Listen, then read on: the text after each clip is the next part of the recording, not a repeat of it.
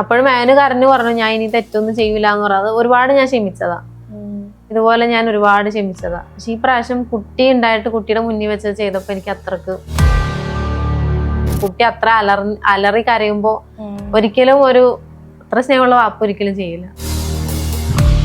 ഞാൻ കുട്ടീനെ ഉറക്കിക്കൊണ്ടിരുന്ന സമയത്താണ് തുണി ഷോൾ എടുത്തോണ്ട് പോണ്, സ്റ്റൂൾ എടുത്തിട്ട് പോണ്, എന്നിട്ട് വാതിലടച്ചിട്ട് മരിക്കാൻ നോക്കുന്ന കാര്യങ്ങൾ. കുറ്റബോധം ഉണ്ട്, കാരണം ഞാനിപ്പോ അനുഭവിക്കുന്ന അനുഭവം എനിക്കറിയാം. അപ്പൊ ആ പെൺകുട്ടി എന്തൊക്കെ അനുഭവിച്ചിട്ടുണ്ടാവും. ഞാൻ എന്റെ ഫ്രണ്ടിന് അയച്ച മെസ്സേജ്, എന്റെ മുന്നത്തെ അക്കൗണ്ട് മാനു ഹാക്ക് ചെയ്തിട്ടുണ്ടായത്. കോർട്ടിൽ ഇത് നടക്കുമല്ലോ, കുട്ടീനെ ആർക്ക് വേണം എന്നുള്ള ഇതില് മാനു പോയിട്ടുണ്ടായില്ല. അപ്പൊ കുട്ടി അവർക്ക് റിഫയുടെ ഫാമിലി. ഇപ്പം കുഞ്ഞിനെ നോക്കാൻ ഇനി സഫ എന്താ ചെയ്യാൻ പോകുന്നത്? ഒരു വോയിസ് റെക്കോർഡ് ഇറങ്ങിയായിരുന്നു, ഞാൻ എൻ്റെ ഒരു ഫ്രണ്ടിന് അയച്ചത്. കുട്ടീനെ ഇട്ടിട്ട് ഞാൻ എങ്ങനെയാണ് വർക്കിന് പോകുന്നത്, അങ്ങനെ ഒരു വോയിസ് റെക്കോർഡ് ഉണ്ടായി. ഞാൻ ഈ ചെറിയ കൊച്ചിനെ വെച്ചിട്ട് ഞാൻ ഒരു വർക്കിന് പോകണമെന്ന് ചിന്തിക്കണുണ്ടെങ്കിൽ എന്റെ അവസ്ഥ ആലോചിച്ചാൽ മതിയല്ലേ. ആ ഒരു വോയിസിൽ അത്രേ ഉള്ളൂ എനിക്ക് പറയാം. ഞാൻ എന്റെ ഫ്രണ്ടിന് അയച്ച മെസ്സേജ്, എന്റെ മുന്നത്തെ അക്കൗണ്ട് മാനു ഹാക്ക് ചെയ്തിട്ടുണ്ടായത്. ഇപ്പൊ ഞാൻ യൂസ് ചെയ്യുന്ന അക്കൗണ്ടിന് മുന്നത്തെ അക്കൗണ്ട്, അതിൽ നോർമലി ഫ്രണ്ട്സിന് മെസ്സേജ് അയച്ച വോയിസ് ഒക്കെയാണ് ഇപ്പൊ എടുത്ത് ലീക്ക് ചെയ്തേക്കണത്. ഇതൊന്നും മാനു അറിയാണ്ട് ചെയ്യൂലോ, എല്ലാം മാനു അറിഞ്ഞിട്ടുള്ള കളിയാണ്. വൈഫിനെ അത്ര നാണം കെടുത്തുണ്ടെങ്കിൽ ഇതൊന്നും ചെയ്യൂല.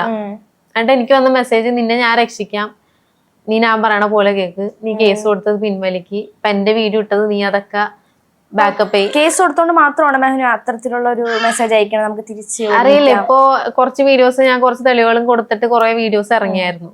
അതൊക്കെ നീ ഡിലീറ്റ് ചെയ്യാൻ എന്ന് പറയും എന്റെ അടുത്ത്. ഞാനെല്ലാം നിന്റെ ഇടാതിരിക്കാൻ പറയാം, എല്ലാരോടും പറയാം എന്നൊക്കെ പറയും. അപ്പൊ എല്ലാരോടും പറയുമ്പോ ഒരുപാട് പേർക്ക് ഇതുപോലെ ചെയ്തിട്ടുണ്ട്. ഇപ്പോ ഞാൻ ചോദിക്കട്ടെ, ഇപ്പം നിങ്ങൾ തമ്മില് ഇപ്പം നിങ്ങളുടെ റൂമിൽ അല്ലെങ്കിൽ നിങ്ങൾ തമ്മിൽ പല അടികളും അല്ലെങ്കിൽ ഫാമിലി ഇഷ്യൂസ് ഒക്കെ ഉണ്ടാവും. അപ്പം ഒരു കൃത്യമായ ഒരു കാരണവും ഇല്ലാതെ ഇങ്ങനെ ഒന്ന് കണ്ടു വന്ന രീതിക്ക് ഇത്തരത്തില് ഇല്ല, കണ്ടേനല്ല.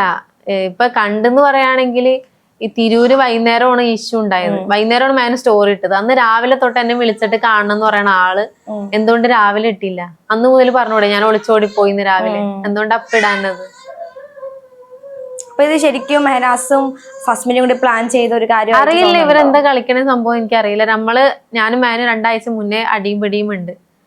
അതാണ് ഞാൻ ചോദിക്കുന്നത്, ഒരു കാരണം. അപ്പൊ എനിക്ക് തോന്നുന്നത് ചിലപ്പോ നമ്മള് തല്ലി പിരിഞ്ഞെന്ന് മീഡിയക്ക് അറിഞ്ഞാല്, ഇപ്പൊ ഞാൻ പറയുമല്ലോ ഇന്ന കാരണം കൊണ്ടാണ് നമ്മള് ഫൈറ്റ് ആയതെന്ന് പറയുമല്ലോ. അപ്പൊ മാനോട് ഭാഗം ക്ലിയർ ആക്കാൻ വേണ്ടിയിട്ട് ഇത് കൊണ്ടേ മുന്നിട്ടതായിരിക്കാം.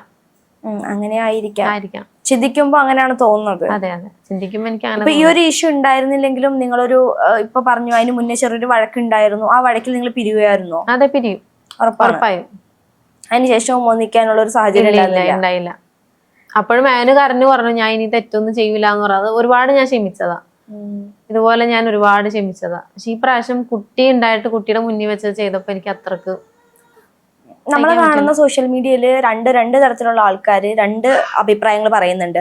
മെഹനാസിന്റെ ഭാഗത്താണ് തെറ്റ്, അതുകൊണ്ടായിരിക്കും ആദ്യത്തെ ഭാര്യ റിഫയ്ക്കും ഇങ്ങനെ സംഭവിച്ചത്, രണ്ടാമത്തെ ഭാര്യ ഒളിച്ചോടി പോയതും മെഹനാസിന്റെ കയ്യിലിരിപ്പ് കൊണ്ടായിരിക്കാം. രണ്ടാമത്തെ കൂട്ടം ആൾക്കാർ പറയുന്നത് സഫയുടെ ഭാഗത്താണ് തെറ്റ്. സഫ ഇങ്ങനൊരു കുട്ടിയുണ്ട്, കല്യാണം കഴിച്ച് ഇങ്ങനെ ഇരിക്കുമ്പോൾ ഒരാളുമായിട്ട് ഇതാവുന്നത് ശരിയല്ല എന്നൊരു ദിക്കും പറയുന്നുണ്ട്. സഫയ്ക്ക് സോഷ്യൽ മീഡിയ പറയുന്നത് കണ്ടിട്ട് എന്താ പറയാനുള്ളത് അവരോട്?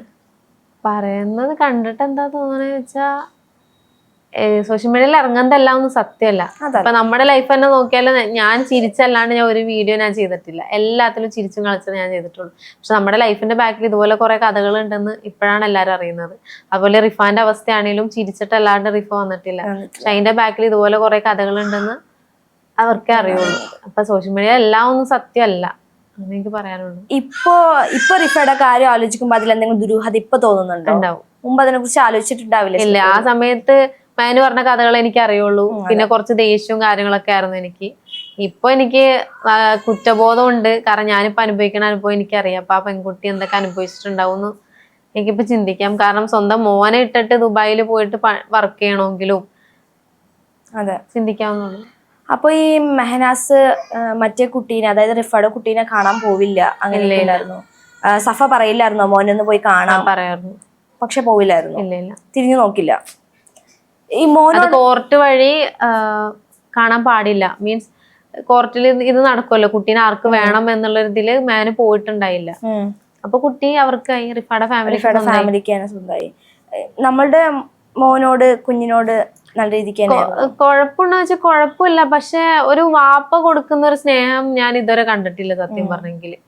അങ്ങനെ ആണെങ്കിൽ എന്റെ കുട്ടി എന്റെ കയ്യിലിരിക്കുമ്പോ എന്നെ തല്ലുന്നൊരു സംഭവം ഉണ്ടാവില്ല. കുട്ടി അത്ര അലറി കരയുമ്പോ ഒരിക്കലും അത്ര സ്നേഹമുള്ള വാപ്പ ഒരിക്കലും ചെയ്യില്ല. മെഹനാസിന്റെ ഭാഗത്തുനിന്ന് എന്തൊക്കെ തരത്തിലുള്ള ഉപദ്രവം സഫ നേരിട്ടിട്ടുണ്ട്? ഒന്ന് ശാരീരികവും മാനസികമൊക്കെ ആയിട്ടും തളർത്തും. ഇതിപ്പോ ഈ അടുത്ത് ആത്മഹത്യ ചെയ്യുമെന്ന് പറഞ്ഞിട്ടായിരുന്നു. ഞാൻ ആ തെളിവുകളൊക്കെ പുറത്തിട്ടിട്ടുണ്ടായിരുന്നു. അതുപോലെ നമ്മളെ ഡൗൺ ആക്കി കളയും. ഞാൻ കുട്ടീനെ ഉറക്കിക്കൊണ്ടിരുന്ന സമയത്താണ് ഷോൾ എടുത്തോണ്ട് പോണ്, സ്റ്റൂൾ എടുത്തിട്ട് പോണ്, എന്നിട്ട് വാതിലടച്ചിട്ട് മരിക്കാൻ നോക്കുന്ന കാര്യങ്ങൾ.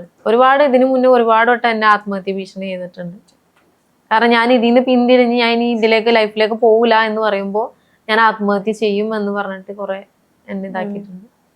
അപ്പോ സഫ ഒരിക്കൽ പോലും ഇത് വീട്ടുകാരോട് പറഞ്ഞിട്ടില്ല എന്നെ ഇത്തരത്തിൽ ഉപദ്രവിക്കുന്നുണ്ട്? ആകെ ഒരു വട്ടം ഞാൻ പറഞ്ഞ് ഞാൻ വീട്ടിലേക്ക് ചെന്നായിരുന്നു. അതിനുശേഷം ഞാൻ ഗർഭിണിയായി. പ്രഗ്നന്റ് ആയതിനു ശേഷം ഞാൻ പിന്നെ ഒന്നിച്ചതാണ്. ഒരു പ്രാവശ്യം പിരിയാൻ നോക്കിയതാണ്, പക്ഷെ പ്രഗ്നന്റ് ആയി കുട്ടിക്ക് വേണ്ടിയിട്ട് വീണ്ടും ഒന്നിച്ചു. ഇനി അങ്ങനെ ഒരു സാഹചര്യം എന്തായാലും ഉണ്ടാവാൻ പോകുന്നില്ല. ഒരിക്കലും ഇല്ല.